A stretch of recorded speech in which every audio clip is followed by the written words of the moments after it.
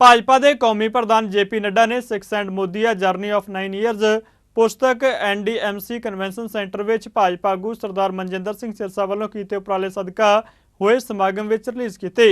यह पुस्तक डॉक्टर प्रवीण सिंह वालों लिखी गई है, जिसनों डॉक्टर संदीप घोष की अगवाई हेठ आउटलुक पब्लिशर ने प्रकाशित किया है। इस प्रोग्राम में सिख कौम के वड्डे इकट्ठ को संबोधन करदे JP नड्डा ने कहा कि प्रधानमंत्री श्री नरेंद्र मोदी की अगवाई में सरकार ने सिख गुरु साहिबान और सिख कौम वालों देश वास्ते कीतियां कुर्बानियां की जानकारी दुनिया तक पहुँचाने के वड्डे उपराले किए ने। उन्होंने कहा कि प्रधानमंत्री वालों लए गए फैसले सदका आज़ादी तो बाद पहली बार वीरवाल दिवस मनाना शुरू किया गया, जिस दे सदका देश ते दुनिया में वसदे लोगों को खास तौर पर बच्चे ने पता लगा कि सिख गुरु साहिबान खास तौर पर छोटे साहिबजादे ने देश की एकता ते अखंडता वास्ते किवें शहादतां दित्तियां। इस तो पहला भाजपा के सिख आगू ते दिल्ली सिख गुरुद्वारा प्रबंधक कमेटी के साबका प्रधान सरदार मनजिंदर सिंह सिरसा ने पुस्तक की घुंड चुकाई समागम में पहुंचने उत्ते JP नड्डा ते होर शख्सियतां का स्वागत किया। इस मौके उन्होंने कहा कि प्रधानमंत्री श्री नरेंद्र मोदी ने सिख कौम वास्ते वड्डे उपराले किए ने, जिसलिए सिख कौम हमेशा उन्होंने धन्नवाद करती रहेगी। समागम में दिल्ली सिख गुरुद्वारा प्रबंधक कमेटी के प्रधान हरमीत सिंह कालका ने मता पेश किया, जिसनों संगत ने जयकारां दी गूंज नाल प्रवानगी दी ਅਤੇ ਮਤੇ ਰਾਹੀਂ प्रधानमंत्री नरेंद्र मोदी का धन्नवाद करदਿਆਂ कहा गया कि सिखां की यह इकत्तरता प्रधानमंत्री नरेंद्र मोदी वालों 9 सालों में सिखां लई कीते कामां की शलाघा करती है। समागम में होरनां तो इलावा साबका संसद मैंबर और सीनियर अकाली आगू सुखदेव सिंह ढींडसा, लैफ्टिनेंट जनरल हरपाल सिंह, तरलोचन सिंह साबका संसद मैंबर, जस्टिस JS अस्थानी और दिल्ली सिख गुरुद्वारा प्रबंधक कमेटी के जनरल सकत्तर जगदीप सिंह कालों, अदारा चढ़ती कला के चेयरमैन पद्मश्री सरदार जगदीप सिंह दर्दी ने शिरकत की। इस मौके पुस्तक के प्रकाशक डॉक्टर संदीप घोष और होर प्रमुख शख्सियतां हाजिर सन। कॉफी टेबल बुक के ऑथर और हमारे साथी प्रवीण सिंह जी और हमारे आउटलुक के पब्लिशर संदीप घोष जी, यहाँ सभी सिंह सभा के सदस्यगण और गुरुद्वारा प्रबंधक कमेटी के हमारे सभी पदाधिकारी अधिकारीगण और सिख भाई सज्जन वृंद, आप सब लोग इतनी बड़ी संख्या में यहाँ पर इस कॉफ़ी टेबल बुक लॉन्च में आए हैं। सबसे पहले तो आयोजकों की तरफ से मैं आप सबका अभिनंदन करता हूँ, स्वागत करता हूँ। मुझसे पूर्व वक्ताओं ने बहुत सी बातें बहुत स्पष्ट रूप में प्रधानमंत्री मोदी जी के द्वारा जो सिख कौम के लिए, सिख धर्म के लिए जिस तरीके से योगदान किया है, उसके बारे में बहुत तफसील से हमारे पूर्व वक्ताओं ने आपके सामने सारी बातों को रखा है।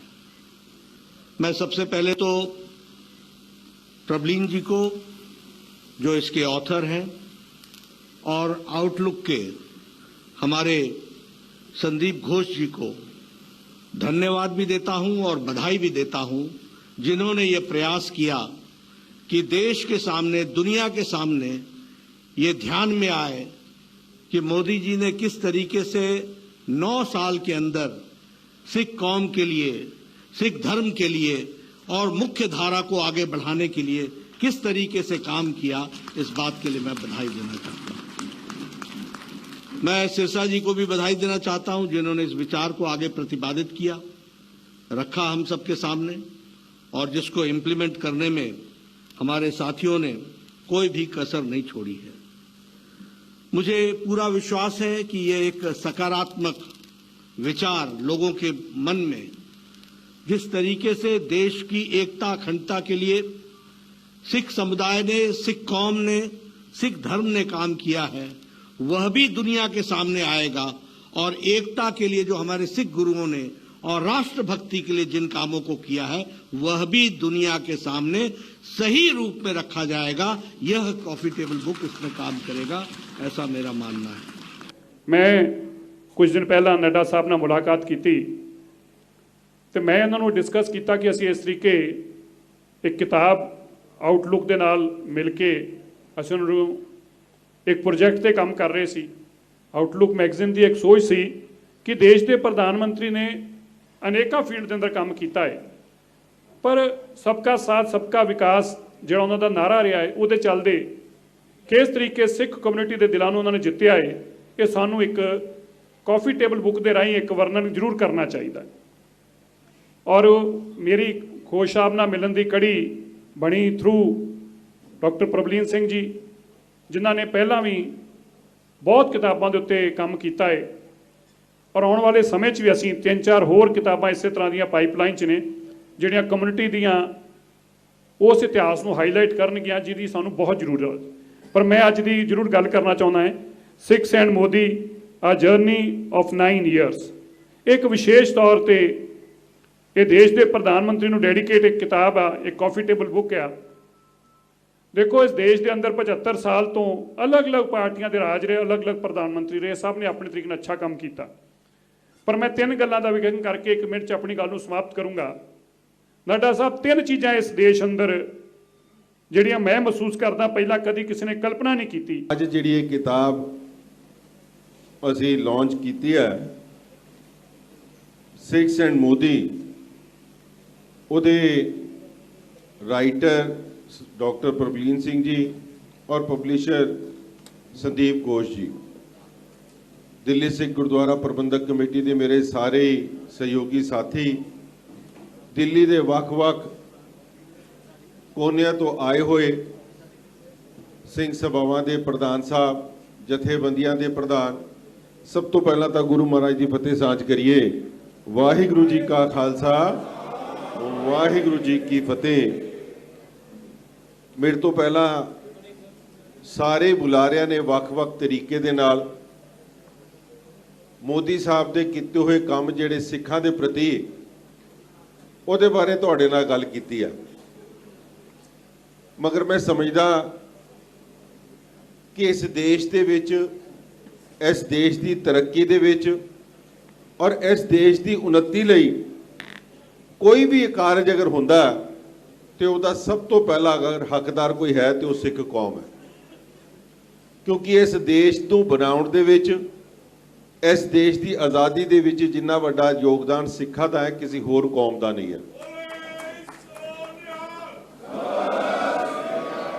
ਔਰ ਇਸ ਕਰਕੇ ਇਸ ਦੇਸ਼ ਦੀ ਸਭ ਤੋਂ ਵੱਡੀ ਉਪਲਬਧੀ ਜਿਹੜੀ ਸਭ ਤੋਂ ਲੇਟੈਸਟ ਹੈ, ਜਿਹੜਾ ਚੰਦਰਯਾਨ 3 ਦੀ ਸਫਲਤਾ ਦੀ, ਸਭ ਤੋਂ ਪਹਿਲਾਂ ਤਾਂ ਮੈਂ ਨੱਡਾ ਸਾਹਿਬ ਨੂੰ ਵਧਾਈ ਦਿੰਦਾ ਔਰ ਇਹਨਾਂ ਦੇ ਮਾਧਿਅਮ ਤੋਂ ਮੋਦੀ ਸਾਹਿਬ ਨੂੰ ਅਸੀਂ ਵਧਾਈ ਦਿੰਦੇ ਹਾਂ। ਇਹ ਅਸੀਂ ਸ਼ਹਿਰ 'ਚ ਬੈਠੇ ਹਾਂ ਔਰ ਉਹਨਾਂ ਤੁਹਾਡੇ ਸਾਰਿਆਂ ਵੱਲੋਂ ਤੁਹਾਡੇ ਬਿਹਾਫ ਦੇ ਉੱਤੋਂ ਅੱਜ ਇੱਕ ਰੈਜ਼ੋਲੂਸ਼ਨ ਜਿਹੜਾ ਮੈਨੂੰ ਲੱਗਦਾ ਕਿ ਅੱਜ ਤੁਹਾਡੇ ਵੱਲੋਂ ਸਰਕਾਰ ਨੂੰ ਦਿੱਤਾ ਜਾਏ, ਮੋਦੀ ਸਾਹਿਬ ਜੀ ਨੂੰ ਦਿੱਤਾ ਜਾਏ, ਔਰ ਮੈਂ ਅੱਜ ਉਹ ਪੜ੍ਹਨ ਲੱਗਾ ਔਰ ਉਸ ਤੋਂ ਬਾਅਦ ਤੁਹਾਡੇ ਸਾਰਿਆਂ ਦੀ ਉਹਦੇ 'ਚ ਪ੍ਰਵਾਨਗੀ ਵੀ ਚਾਹੀਦੀ ਹੈ ਜੈਕਾਰਿਆਂ ਦੇ ਰੂਪ ਦੇ ਵਿੱਚ। ਸੋ ਮੈਂ ਅੱਜ ਸਿੱਖਾਂ ਦੀ ਇਹ ਇਕੱਤਰਤਾ ਭਾਰਤ ਦੇ ਸਤਿਕਾਰਯੋਗ ਪ੍ਰਧਾਨ ਮੰਤਰੀ ਸ਼੍ਰੀ ਨਰਿੰਦਰ ਮੋਦੀ ਜੀ ਵੱਲੋਂ ਪਿਛਲੇ 9 ਵਰ੍ਹਿਆਂ ਵਿੱਚ ਸਿੱਖਾਂ ਪ੍ਰਤੀ ਕੀਤੇ ਗਏ ਉਦਮਾਂ ਦੀ ਪੁਰਜ਼ੋਰ ਸ਼ਲਾਘਾ ਕਰਦੀ ਹੈ। ਅਸੀਂ ਸਾਰੇ ਮਹਿਸੂਸ ਕਰਦੇ ਹਾਂ ਕਿ ਪਹਿਲੀ ਵਾਰ ਅੰਤਰਰਾਸ਼ਟਰੀ ਪੱਧਰ ਤੇ ਸ਼੍ਰੀ ਨਰਿੰਦਰ ਮੋਦੀ ਜੀ ਨੇ ਸ਼੍ਰੀ ਗੁਰੂ ਨਾਨਕ ਦੇਵ ਜੀ ਵੱਲੋਂ ਦਿੱਤੇ ਗਏ ਸ਼ਾਂਤੀ, ਮਨੁੱਖਤਾ, ਸਰਵ ਸਾਂਝੀਵਾਲਤਾ ਦਾ ਸੁਨੇਰਾ ਘਰ ਘਰ ਵਿੱਚ ਪਹੁੰਚਾਇਆ। ਪਹਿਲੀ ਵਾਰ ਭਾਰਤ ਦੇ ਇਤਿਹਾਸ ਵਿੱਚ ਛੋਟੇ ਸਾਹਿਬਜ਼ਾਦਿਆਂ ਦੀ ਲਾਸਾਨੀ ਸ਼ਹਾਦਤ ਨੂੰ ਵੀਰ ਬਾਲ ਦਿਵਸ ਦੇ ਰੂਪ ਦੇ ਵਿੱਚ ਮਨਾਇਆ ਗਿਆ ਅਤੇ ਉਹਨਾਂ ਦੀ ਲਾਸਾਨੀ ਸ਼ਹਾਦਤ ਦੇ ਇਤਿਹਾਸ ਨੂੰ ਭਾਰਤ ਵਿੱਚ ਘਰ ਘਰ ਪਹੁੰਚਾਇਆ। ਸ਼੍ਰੀ ਕਰਤਾਰਪੁਰ ਸਾਹਿਬ ਲਾਂਘਾ ਖੋਲਿਆ, ਜਿਸ ਨਾਲ ਭਾਰਤ ਅਤੇ ਇਸ ਲਾਂਘੇ ਰਾਹੀਂ ਗੁਰਦੁਆਰਾ ਸ਼੍ਰੀ ਕਰਤਾਰਪੁਰ ਸਾਹਿਬ ਵਿਖੇ ਦਰਸ਼ਨਾਂ ਲਈ ਦੂਸਰੇ ਦੇਸ਼ਾਂ ਦੇ ਸਿੱਖ ਅਤੇ ਨਾਨਕ ਨਾਮ ਲੈਵਾ ਸੰਗਤ ਜਾ ਸਕੇ। ਆਜ਼ਾਦੀ ਤੋਂ ਬਾਅਦ ਦੇਸ਼ ਦੇ ਇਤਿਹਾਸ ਵਿੱਚ ਪਹਿਲੀ ਵਾਰ ਸਿੱਖ ਗੁਰੂਆਂ ਦੀ ਜਨਮ ਸ਼ਤਾਬਦੀਆਂ ਵੱਡੇ ਪੱਧਰ ਤੇ ਸਰਕਾਰ ਵੱਲੋਂ ਮਨਾਈਆਂ ਗਈਆਂ, ਜੋ ਕਿ ਪ੍ਰਧਾਨ ਮੰਤਰੀ ਮੋਦੀ ਜੀ ਦੀ ਸਿੱਖ ਗੁਰੂਆਂ ਅਤੇ ਸਿੱਖ ਪ੍ਰਤੀ ਮਾਣ ਅਤੇ ਆਦਰ ਨੂੰ ਜ਼ਾਹਿਰ ਕਰਦਾ ਹੈ। ਮੋਦੀ ਸਰਕਾਰ ਨੇ ਅਮਨ ਤੇ ਸ਼ਾਂਤੀ ਦਾ ਸੁਨੇਹਾ ਦੇ ਕੇ ਦੇਸ਼ ਵਿੱਚ ਖੁਸ਼ਹਾਲੀ ਲਿਆਂਦੀ ਹੈ।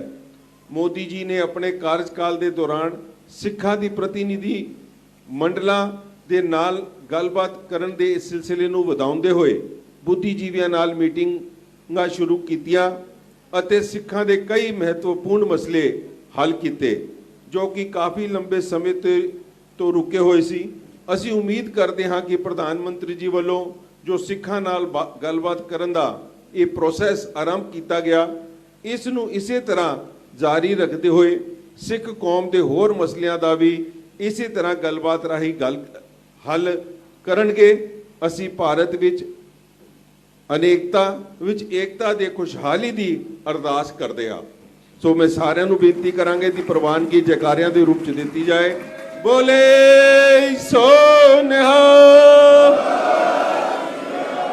ਮੈਂ ਸਮਝਦਾ ਕਿ ਅੱਜ ਇਹ ਬਹੁਤ ਵੱਡਾ ਉਪਰਾਲਾ ਹੈ ਕਿ ਸਿੱਖਾਂ ਦੇ ਪ੍ਰਤੀ ਪ੍ਰਧਾਨ ਮੰਤਰੀ ਸ਼੍ਰੀ ਨਰਿੰਦਰ ਮੋਦੀ ਜੀ ਨੇ ਪਿਛਲੇ 9 ਸਾਲਾਂ ਦੇ ਵਿੱਚ ਕੀ ਕੀਤਾ ਹੈ।